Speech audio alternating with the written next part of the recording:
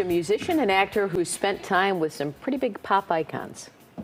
At you like a guitar player or a cab driver, you're an American. I never thought of myself as an American. I'm from New Jersey. He was a great performer, great songwriter, great producer. I love his enthusiasm and encyclopedic knowledge of music. He's a businessman. He's a philanthropist. He really is a Renaissance man. He has been on stage with Bruce Springsteen and on set with James Gandolfini and The Sopranos, with many more jobs in between. Stevie Van Zandt, Disciple, is a new HBO documentary exploring his life. Director Bill Tech joins us this morning. Good morning. Good morning. Thanks for having me on. Why did it take him 12 years to agree to this documentary? It's strange. I think Stevie's really comfortable being kind of the guy next to the guy, the consigliere for Tony, or, you know, the best friend to Bruce. But he was a little reticent about being the main focus of the piece. I found it fascinating that I guess I assumed he's been with Bruce's band, the E Street Band, forever, and they started early on together. But during those big years of Born in the USA, he wasn't in the band? It's so crazy because he produced that record, co-produced it, and 7 top 10 singles, tied for the biggest selling album of all time at that time in 1984-85, and yet he wasn't in the band. He left right before, as he puts it in the movie, right before payday. And he was off with, you know, trying to save South Africa, free Nelson Mandela, and dealing with his anti-apartheid activism and all that. So he missed all that.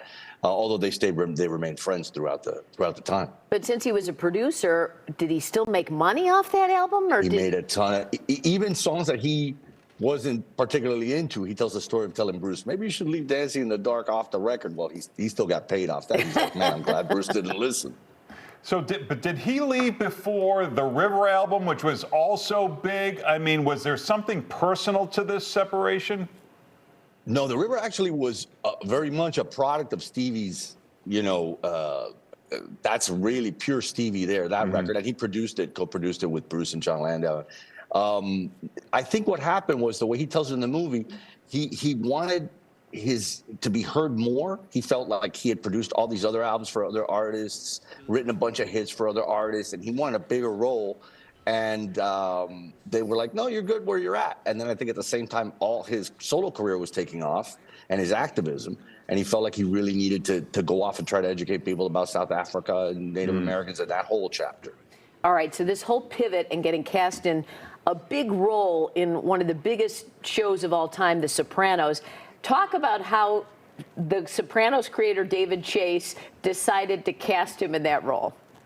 Oh, that's the craziest thing. He was on the Rock and Roll Hall of Fame inducting the Rascals, and he came on dressed in those little weird, like, page boy or whatever schoolboy costumes the Rascals used to wear back in the day.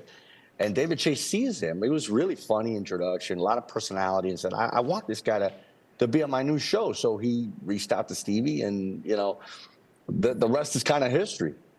Did he have any money trouble? You know, he says in that section, he says, I was reticent about being on TV. Rock and rollers shouldn't really be on TV. But I was broke by then, because it was like, you know, 7 years where Stevie just kind of walked his dog.